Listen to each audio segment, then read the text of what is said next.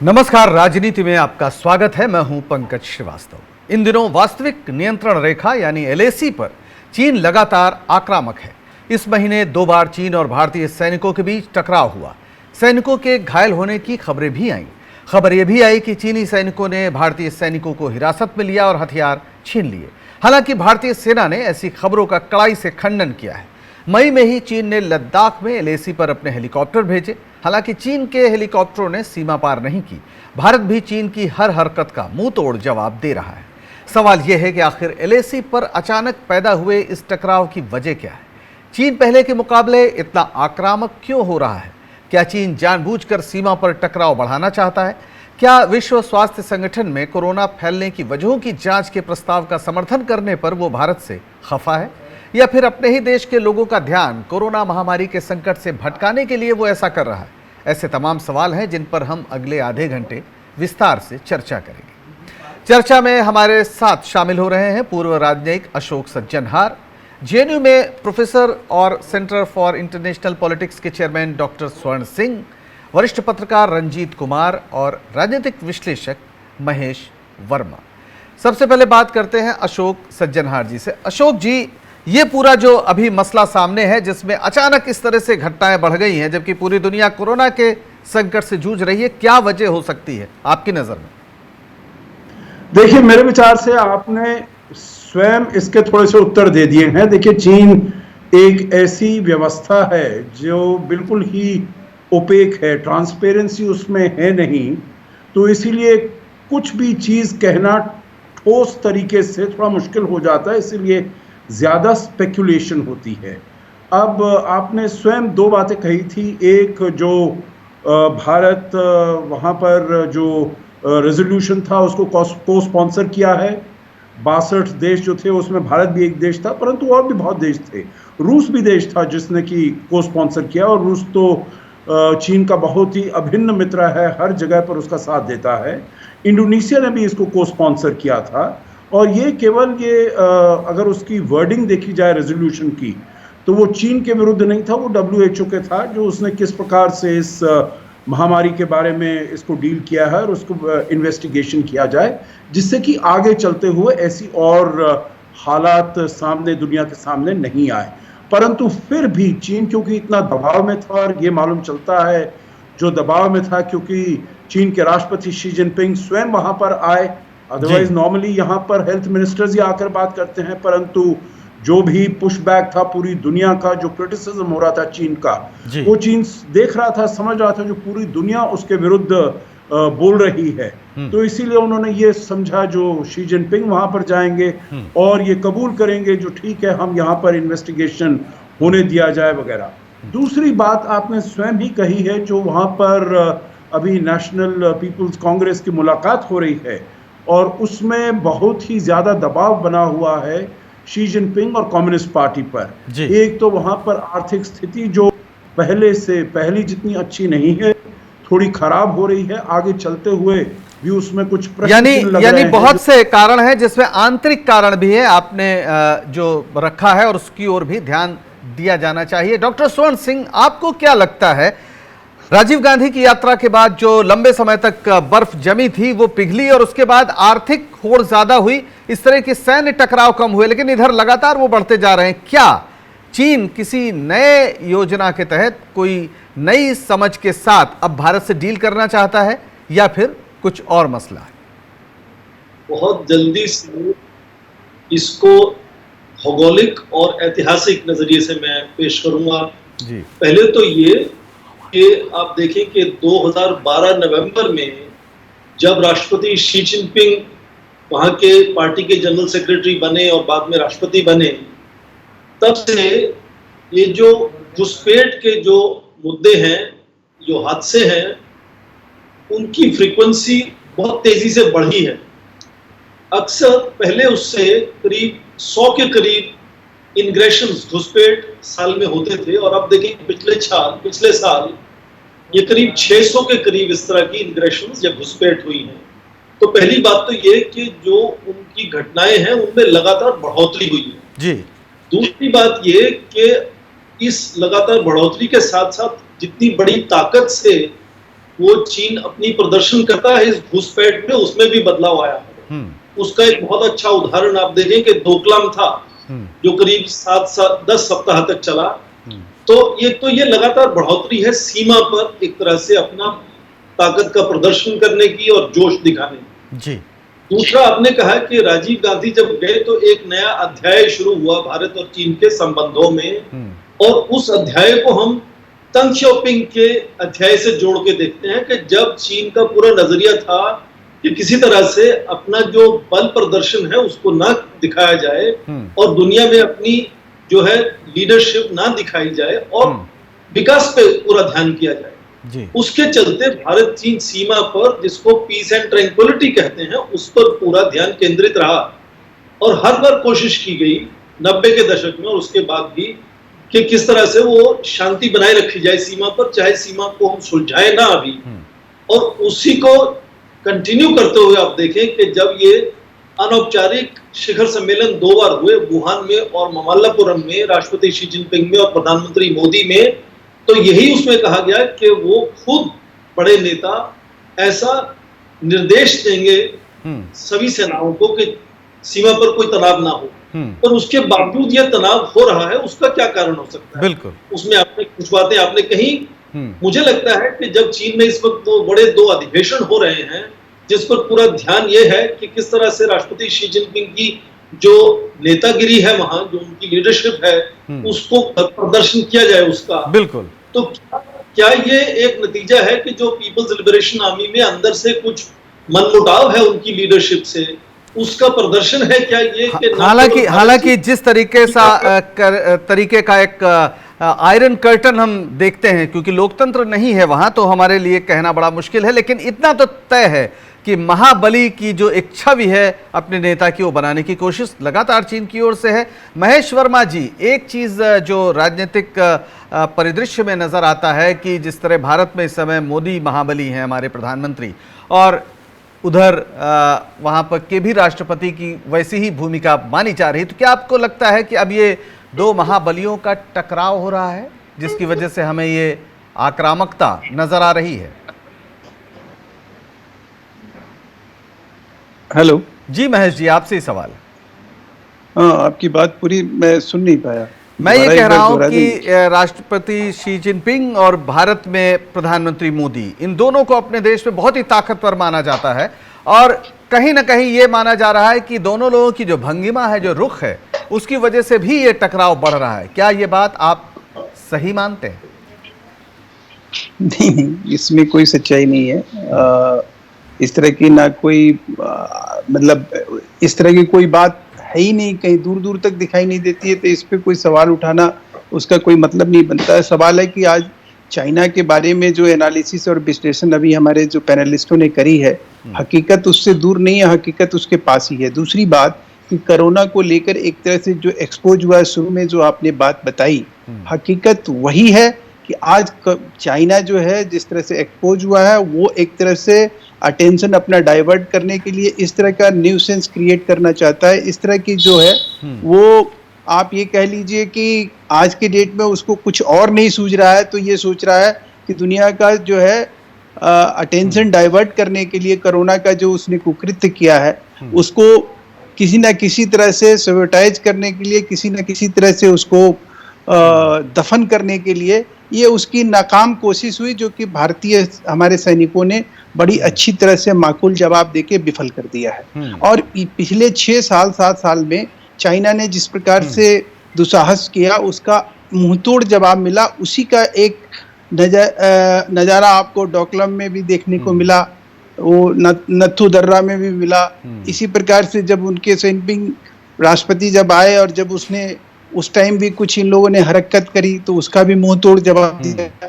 तो अब उसे भी मालूम है कि भारत उस तरह का देश नहीं रहा कि उसको वो थोड़ी भी चीजों को सह ले, थोड़ी भी चीजों को बर्दाश्त कर ली।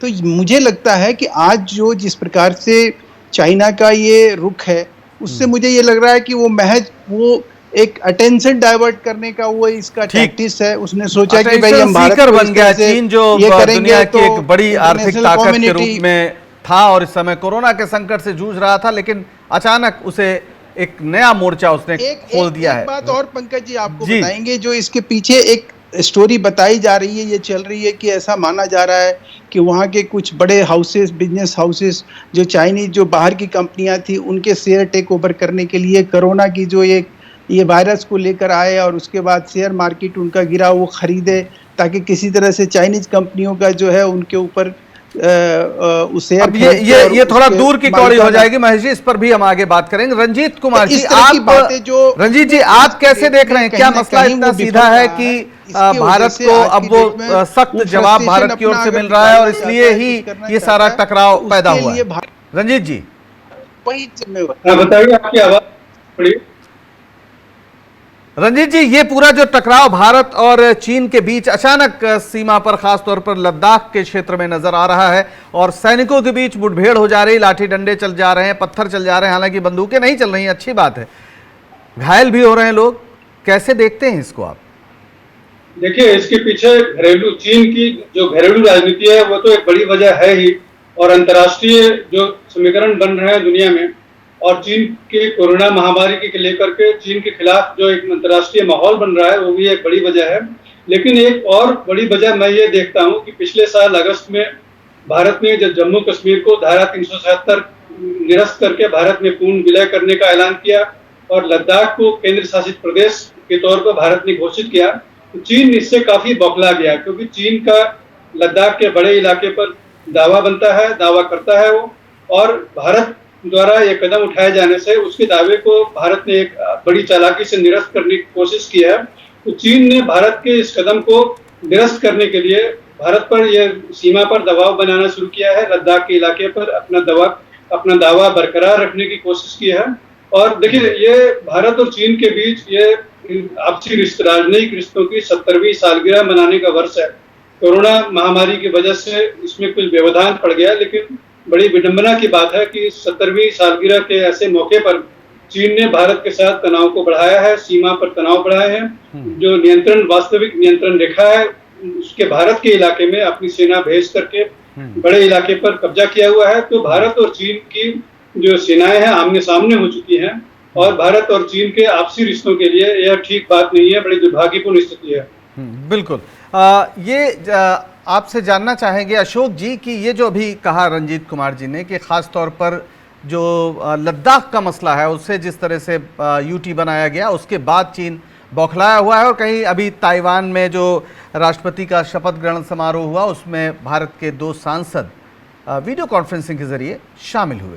तो कहीं ना कहीं उधर लद्दाख और इधर ताइवान दोनों के मुद्दे एक दूसरे के एकदम बिल्कुल खिलाफ हैं। कहीं हमारी सरकार और उनकी सरकार दोनों अब इस ओर तो नहीं बढ़ रही है जहां पर टकराव अनिवार्य हो रहा है, जो शुरुआत शायद तिब्बत से हुई थी। हाँ जी, देखिए मेरे विचार से टकराव नहीं होगा, क्योंकि दोनों देश जानते हैं न ये भारत के हित में है न चीन के हित में है। चीन अगर ये शी जिनपिंग ये अगर कर सकें, जो बहुत ही जैसे कोई डिसाइसिव शॉर्ट सर्जिकल स्ट्राइक हो जिससे कि उनको विजय प्राप्त हो, तब तो वो ऐसा करना चाहेंगे। परंतु जैसे आपके और पैनलिस्ट ने कहा, जो भारत अब पुराना भारत नहीं रहा है, वो बिल्कुल मुंह तोड़ जवाब देगा। डोकलाम में उन्होंने देख लिया है। जो रंजीत कुमार जी ने कहा ठीक है, मैंने उसको सुना है, परंतु जैसे आपने कहा था, मैंने भी कहा था, वहां पर बिल्कुल चीन में पारदर्शिता नहीं है, आयरन कर्टन है, उसके पीछे हम केवल स्पेक्युलेट कर सकते हैं। मैं ये स्पेक्युलेट करूंगा, जो ये लद्दाख की जो स्थिति है, स्टेटस है, उसको बदलने से इतना ज्यादा मेरे विचार से ये उससे मिलता नहीं है, क्योंकि अगर ऐसी बात होती तो चीन इससे पहले भी कर सकता था, इससे पहले भी कुछ ना कुछ कदम उठा सकता था। फिर उसे सिक्किम पर जाने की क्या जरूरत पड़ी? वो लद्दाख में ही अपना जो भी है पूरी तरीके से फोर्स वहां पर लगा सकता था। मेरा विचार ज्यादा इसमें 2 चीजों पर है। एक, वो देखता है जो भारत और अमेरिका की दोस्ती बड़ी तेज हो रही है, तो ये भारत के ऊपर दबाव बनाने के लिए, जो आप अमेरिका के साथ इतना ज्यादा मत जाइए चीन के विरुद्ध, चाहे वो वहां पर हो कोरोना वायरस के बारे में इन्वेस्टिगेशन के लिए, चाहे WHO में। अब तो भारत की स्थिति वहां पर चेयरपर्सन हो गए हैं एग्जीक्यूटिव बोर्ड के 1 साल के लिए। वहां पर जो जी। क्लाउड है, प्रोफाइल है, प्रेस्टीज है, वो और ज्यादा हो गई है, और ज्यादा डिसीजन में उसका हाथ हो सकता है। तो ये मेरे विचार से भारत पर दबाव डालने के लिए है। बिल्कुल। जो हमारे पास बहुत सारे ऐसे कार्ड्स हैं, ट्रम्प कार्ड्स हैं, जिससे कि हम आपको अनकंफर्टेबल कर सकते हैं। जहां तक अनकंफर्टेबल आपने भारत ताइवान की पूरी बात स्थिति कही को है, वो थोड़ा ठीक है, असहज बनाने की ताइवान कोशिश उनके लिए चीन की बहुत तरफ से ही, हमें बहुत नजर आ ही, रही है। मुश्किल स्वर्ण सिंह जी, वो है, आपसे मुद्दा पूछना है। चाहेंगे कि परंतु फिलहाल भारत ने जो इसको दोनों बिल्कुल देशों कोई की स्थिति डिप्लोमेटिक है उसमें जिस तरीके से खासतौर पर सिक्किम की भी बात आ गई और नेपाल जिस तरह से इस समय चीन के खेमे में जाता दिख रहा है, खासतौर पर भारत के खिलाफ जिस तरह वहां माहौल बना हुआ है, जिस तरह की डिमांड्स उठ रही हैं, तो कहीं ना कहीं क्या भारतीय राजनय जो है, जो कूटनीति है, वो भी एक बड़ी चुनौतीपूर्ण स्थिति से नहीं गुजर रही है? डॉक्टर स्वर्ण सिंह।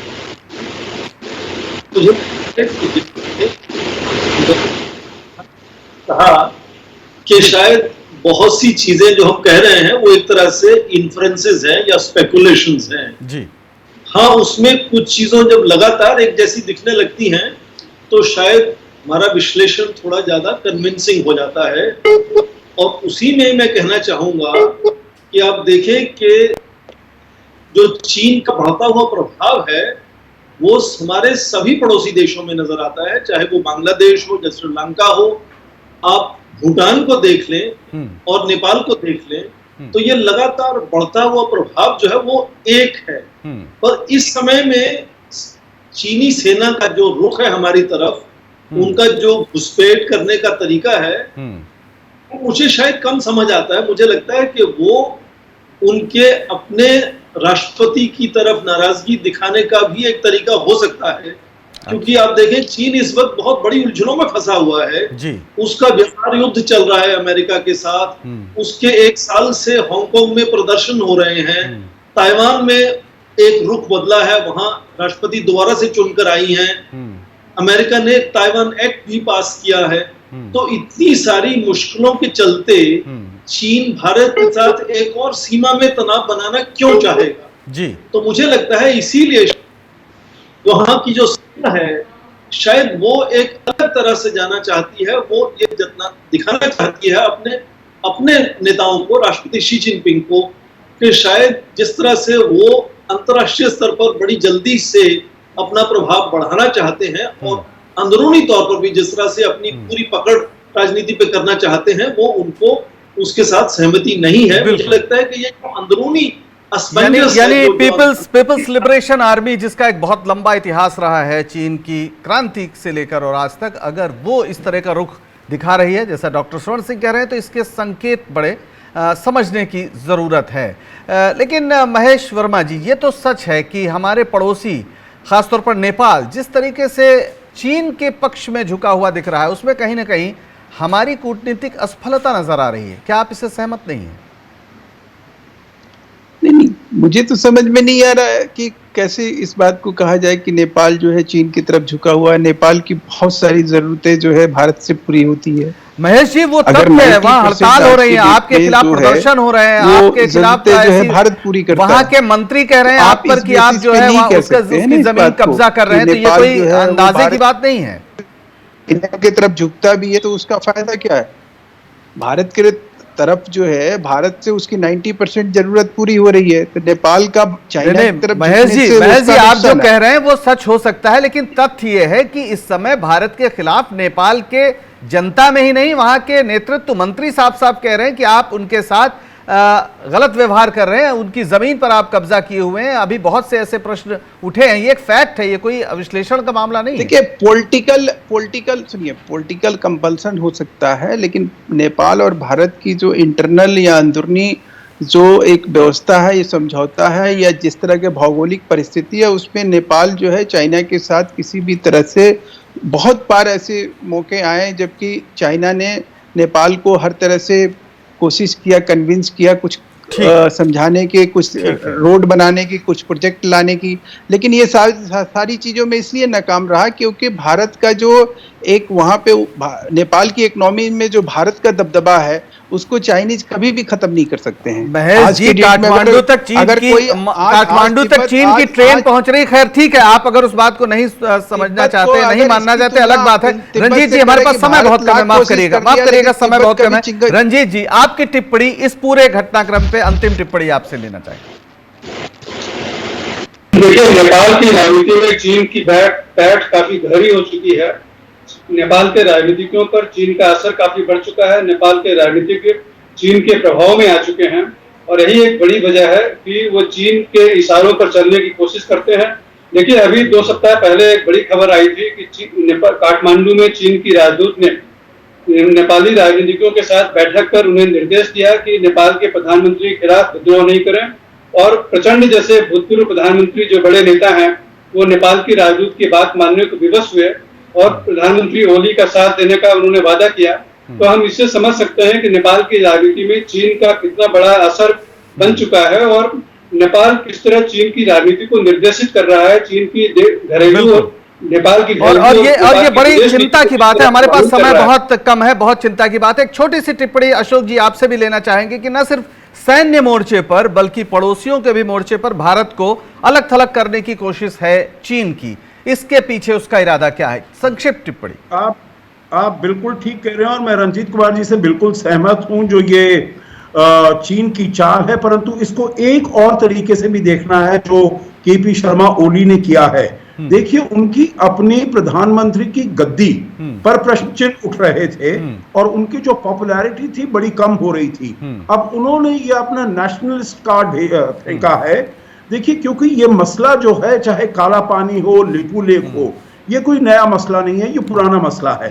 परंतु इसको इस लेवल पर रेज कर देना और नए मैप्स को इशू कर देना, दोनों उनके लिए चीजें हैं। एक तो अपने जो विरोधी हैं, प्रचंड हैं और हैं, उनके विरुद्ध उन्होंने एक बहुत आगे बढ़त कर ली है और फिर चीन की तरफ भी उन्होंने चीन को उनके साथ फेवर कर लिया। यानी इस उपमहाद्वीप में राष्ट्रवाद से राष्ट्रवाद टकरा रहा है। डॉक्टर स्वर्ण सिंह, आखिरी संक्षिप्त टिप्पणी आपसे। हर देश का अपना राष्ट्रवाद है और अंततः जो एक पूरी वसुधा के शुभ का मसला है, वो इस राष्ट्रवादी टकराव में टूट रहा है।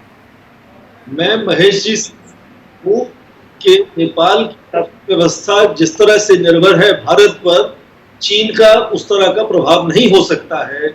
शायद इसीलिए ये आज जरूरी है कि नेपाल के नेता अपने राष्ट्रहित को समझें और जिस तरह से तीखी भाषा का वो उपयोग कर रहे हैं भारत के प्रति आजकल, उससे थोड़ा बचें। मुझे लगता है उनको ये ध्यान रखना होगा कि चीन के प्रभाव में आकर कहीं वो अपना राष्ट्र इतना भूल ले और भारत से इस तरह से अपने संबंध बिगाड़ लें कि उनको आगे जाकर नुकसान उठाना पड़े। आप यदि भारत और नेपाल की सीमा को देखें तो वो इतनी पोरस है कि कोई भी उसमें आ जा सकता है। तो उसमें भूमि में यदि कोई इस तरह से समस्या है भी है तो उसको इतनी दूरी तक तीखा बनाना शायद जरूरी नहीं है। तो इतना तीखापन शायद जी समय खत्म हो रहा है। डॉक्टर स्वर्ण सिंह, माफी चाहेंगे आपसे। राजनीति में बस आज इतना ही, लेकिन चीन जिस तरीके से आक्रामक रुख अख्तियार कर रहा है, उसके बाद भारत के लिए भी मुंह तोड़ जवाब देना शायद जरूरी हो गया है और इस पर पूरी दुनिया की नजर बनी हुई है। आप सभी ने इस पर चर्चा में हिस्सा लिया, आप सबका